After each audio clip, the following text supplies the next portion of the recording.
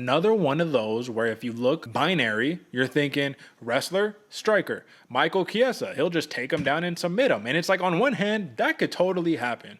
On the other hand, Kevin Holland has such a size advantage against these welterweights. Chiesa's a big welterweight, bro. He's 6'1", and I'm really interested to see how they're going to face off because Kevin Holland is all of 6'3", 81-inch reach, looking like goddamn John Jones out here, right, with these super long arms. And I'll tell you one thing.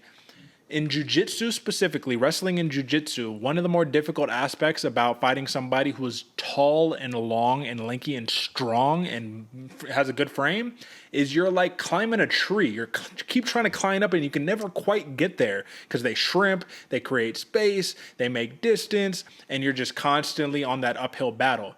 Now, this is my number one question to you. Yes, Kevin Holland has been taken down before. He's not a fantastic wrestler, but what does it mean to you that when you had guys like Marvin Vettori, Derek Brunson, guys like, I don't want to say Hamzat because Hamzat pretty much just kind of ragdolled him, right? But Kyle Dawkins, Jacare, Charlie Ontiveros. Ontiveros is more of a welterweight too, so we won't count him. But the point is, you had 185ers trying to take him down, and while they were doing it, it was a struggle. It was not a super easy takedown attempt, at least to keep him there. And you got to start every round on the feet.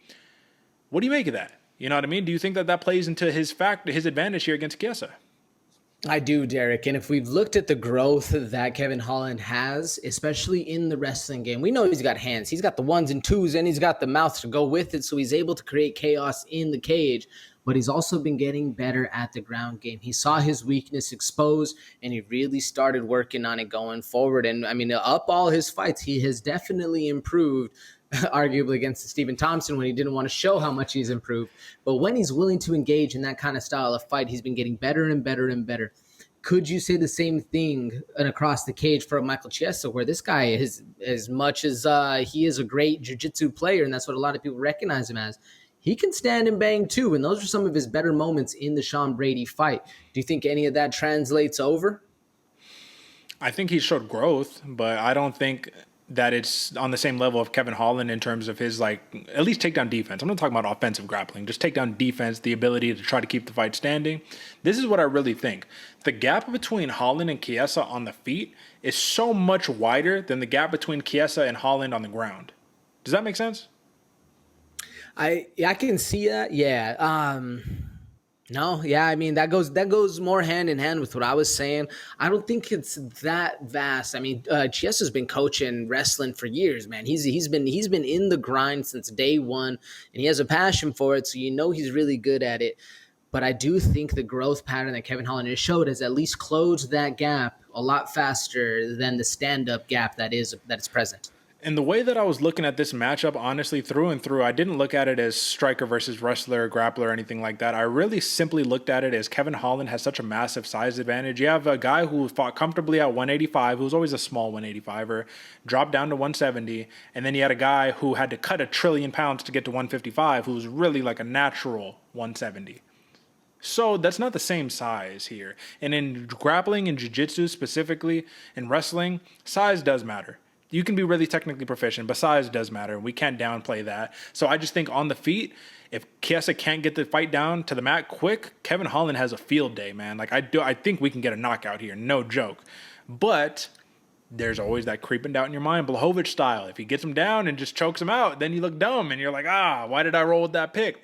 It's always risky. We've always said this, betting on Kevin Holland, given that he's such a wild card and a wild man. We never know what strategy he's going to take. But if he's on point and he's looking to cash in on this fight and get a legitimate victory, why doesn't he finish him the same way he did Ponzinibbio?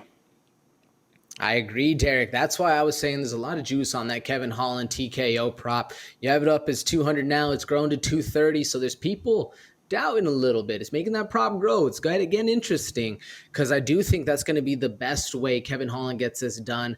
Arguably, I think a little bit later on in the fight would be better for him. That way, Chiesa isn't able to grab a hold early when they're still, a little dry, still have all their power, wear him down a little bit, and then put him out. Just like you said, a TKO on Ponzinibbio round 3 sounds pretty similar, or at least I'm hoping it's a little similar going into this fight, Derek. I'm going to just put my cards out on the table, man. I think Holland gets it done early. I think we're thinking like late round one. I think that he catches them with a long right hand or something. Kevin Holland does a really fantastic job, man. Not only does he have an 81-inch reach, but if you notice, when he throws his punches, he extends his length as far as you can. It's, technically, striker guy, right? Technically, you throw a right hand, you should throw it down the pipe, bring it back in. Kevin Holland does not throw it down the pipe here and bring it back. He gets that big, that extra little something on it. So when you think you're out of range and you're safe, and next thing you know, you get caught on the chin. You're like, oh, God, what happened? This dude is a fantastic fighter, man. Give me Kevin Holland. I'm going to take the TKO plus 200. I'm going to rock on some of the Santa Fe Bomber juice right there. Pause. That sounded kind of weird. But AJ, talk to the people. It's a good thing, Derek, 'cause I'm rocking on the same juice, brother. But I'm actually going to take the later one. Like I said, I think this goes to round 3. This one's going to be another fun one. This is probably the closest fight I can see having there. It worried me a little bit, Derek. Won't lie. Yeah. I mean, listen, all of these, at the end of the day, it's not like, easy locks across the board. A lot of stuff can happen. This is a good matchmaking, just throughout for this card.